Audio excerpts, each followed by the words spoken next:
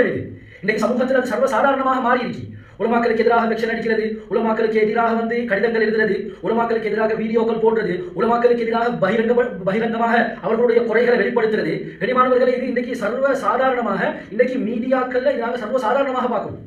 கனிமானவர்களை சமூகம் ஒரு ஆபத்தான நிலைமையை நோக்கி பெய்து கொண்டிருக்கி என்பதற்குண்டான மிகப்பெரிய அடையாளம் தான் இது. அப்ப அல்லாஹ் தஆலாவுடைய கோப பார்வை உண்டாகும். ஹாஃபிஸ் இப்னு ஹஜர் அஸ்கலானி ரஹிமஹுல்லாஹ் அவங்க இதுக்கு விளக்கம் சொல்லுவாங்க. ஒருத்தன் பிற மனிதனுக்கு அநியாயம் செஞ்சாலே அவருடைய பதுவாவை பயந்து கொள்ளும் சாதாரண மனுஷனுக்கு. ஆனால் வலியம் இல்லை, அல்லாஹ்வுடைய ஒரு நெருக்கமான அடியானுக்கு என்ன செய்யலாம், அநியாயம் செய்யலாம். அல்லது ஆலிமன், அல்லது ஒரு மார்க்க அறிஞர் ஆலிமுக்கு அநியாயம் செய்யலாம். கனிமானவர்களை சொல்றாங்க. அல்லது ஒரு அல்லாஹ்வுடைய நெருக்கமான அடியான பத்தி கீபத் பேசுறாரு, அல்லது ஒரு ஆலிம பத்தி ஒரு கீபத்தோட பேசுறாரு. நீ சமூகத்தில் பார்க்கிறோமா இல்லையா? ஏனைய இணையதளங்களை பார்க்கிறோமா இல்லையா? பின்னூட்டல்களை நாங்கள் பார்க்கிறோமா இல்லையா? கொமெண்ட்ஸ்களை பார்க்கிறோமா இல்லையா?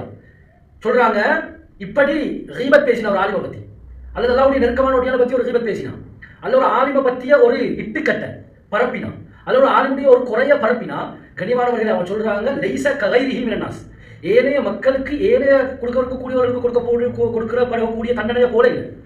யஸ்ததுல் அதா, உலமாக்களுடைய விஷயத்தில் அல்லாஹ்வுடைய நெருக்கமான அடியார்களுடைய விடயத்தில் யார் இப்படி நடந்து கொள்றாங்களோ அவங்களுக்கு தண்டனை மிகவும் கடினமாக இருக்கும், ஹார்டாக தான் இருக்கும். கனிமானவர்களை நாங்கள் பயப்பட வேண்டிய விஷயம். அதனால் அல்லாஹ்வுடைய கோப பார்வை உண்டாகணுமா? இந்த விஷயத்தை நாங்கள் தாராளமாக செய்யலாம். கனிமானவர்களே, அல்லாஹ்வுடைய கோப பார்வை உண்டாகக்கூடாதா? நாங்கள் உலமாக்கள்கிட்ட மன்னிப்பு கேட்கணும், அவர்களிடத்தில் நல்ல முறையில் நடந்து கொள்ளணும். அவர்களோட சொத்தாக நாங்கள் நடந்து கொள்ளக்கூடிய நேரத்தில் சகோதரர்களே, அல்லாஹ் வாழ்க்கையில் பல நலவுகளை கைதுகள் அல்லாஹ் தஆலா உண்டாக்குவான். இரண்டாவது, நாங்கள் பயந்து கொள்ள வேண்டிய மிக முக்கியமான கட்டம், அது யார் எந்த ஆளுமாக இருந்தாலும் சரி, அவருக்கு நாங்கள் அநியாயம் செய்வோமா, அவருடைய மனசு நோகுது, அவருடைய உள்ளம் நோகுது, அவர் ரெண்டு கைகளையும் ஏந்தி துவா செஞ்சா மற்றவங்களை போல இல்லை, மிகவும் வேகமாக அவசரமாக அவருடைய துவா ஏற்றுக்கொள்ளப்படும். பெருமானவர்களே, சாத் ரலியல்லாஹு அன்ஹு அவங்கள உமர் ரலியல்லாஹு அன்ஹு கூஃபாவுக்கு கவர்னராக நியமிச்சாங்க. எப்படி ஆட்சி செய்கிறார் என்று பார்ப்பதற்காக வேண்டி தன்னுடைய வட்டாரங்களை அதாவது மதீனாவிலிருந்து அனுப்பி வச்சாங்க. அவங்க போய் அங்கே பக்கத்தில் கூஃபா இருக்கக்கூடிய எல்லா பகுதிகளையும் விசாரிச்சாங்க. இவர் எப்படி ஆட்சி செய்கிறாரு, எப்படி மக்களோடு நடந்து கொண்டாரு, எல்லாமே இவர் புகழ்ந்து பேசினாங்க. ஒரே ஒரு மனிதரை தவிர, பனு அபஸ் கோத்திரத்தை சேர்ந்தவர் உசாமத் இப்னு கதாதா என்று சொல்லப்படக்கூடிய மனிதர், அவர் எனக்கு சொன்னாரு, இவர் இப்படி அல்ல, இவர் நடந்து கொள்ளக்கூடிய சில விதங்களும் இருக்கு. பொய்ய பேசினார், இட்டு கட்டினார். சகோதரர்களை சொன்னாரு, ஏதாவது யுத்தம் ஒன்று நடந்தால் இவர் கலந்து கொள்ள மாட்டார் கவர்னர். அதே போல ஏதாவது சாமனங்கள் வந்த யுத்தத்துக்கு பின்னால் அது சரியான முறையில் நீதமாக பிரிக்க மாட்டார். இவர்கிட்ட ஏதாவது ஒரு தீர்ப்பு கேட்டுக்கொள்ள போனா நீதமாக ஃபலா யாதிலு ஃபில் கதியா, நீதமாக தீர்ப்பு செய்ய மாட்டார்.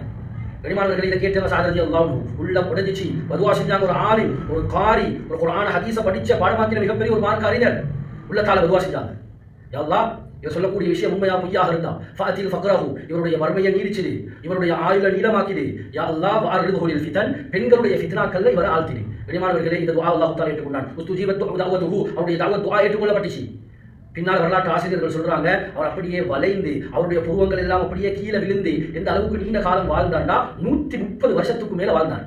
இதுக்கு பின்னால வாழ்க்கை தேவையில்லைன்னு சொல்லக்கூடிய அளவுக்கு அழுக்கிற அளவுக்கு வாழ்ந்தார். இரண்டாவது, வறுமை, யாரை கண்டாலும் யாசகம் கேட்பார், யாசகம் கேட்டு தான் திம்பார், சாப்பிடுவார்.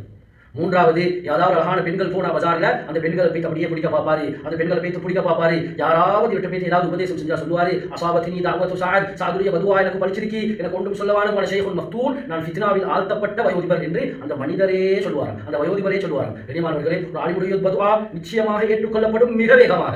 அது அங்க இல்ல, இன்றைக்கும் எங்க நாட்டுல, எங்க இலங்கையில பல பகுதிகளை நாங்க பார்க்கணும். இலங்கையில் நடந்த ஒரு செய்தியை கடைசியாக நான் பதிவு செய்கிறேன். கனிமானவர்களே, இலங்கையில் ஒரு பகுதியில் ஒரு பாலிலே ஒரு ஆலிம் வேலை செஞ்சாரு. ஒரு நிர்வாகம் இருந்தால் ஒரு தலைவர் இருந்துச்சு. திடீரென இந்த ஆலிமுக்கு ஒரு குழந்தை கிடைச்சிச்சு.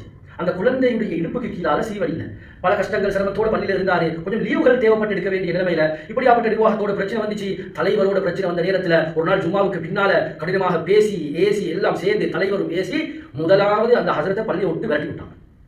ஹசரத் உடனடியாக உடுப்புகள் எடுத்துக்கொண்டு என்ன செய்யறது, இக்கட்டான நிலைமை, 2 ரக்காத் தொழுது போட்டு வந்து நிர்வாகத்தை பார்த்து சொன்னாரு, இந்த நிலைமை கட்டாயமாக உங்களுக்கு உண்டாகும், உங்களுக்கு வந்தா தெரியும் அப்படின்னு சொல்லிட்டு ஹசரத் பள்ளியை விட்டு வேகமாக போயிட்டு சேர்ந்துட்டாரு. கண்ணியமானவர்களே, கொஞ்சம் காலம் போகுது. அந்த தலைவர் ஒரு பிரயாணம் போயிட்டு வரக்கூடிய நேரத்தில் ஒரு ஆக்சிடென்ட், என்ன நடந்ததுன்னு தெரியாது. சகோதரர்களே, எவ்வளவு ட்ரீட்மெண்ட் செஞ்சுட்டாரு, எத்தனையோ நாடுகளுக்கு போயிட்டு வந்துட்டாரு, எத்தனையோ லட்சம் கோடி ரூபாய் செலவழிச்சிட்டாரு. ஆனா அவருடைய இடுப்புக்கு கீழால சீவனில்லை, இன்னும் பெட்டோட தான் வாழ்ந்து கொண்டிருக்கிறாரு. கண்ணியமானவர்களே, உலமாக்களுடைய துஆ, அநியாயம் இழைக்கப்பட்டவர்களுடைய துஆ நிச்சயமாக பலிக்கும். இதை நாங்கள் எல்லாம் பயந்து கொள்ளணும்.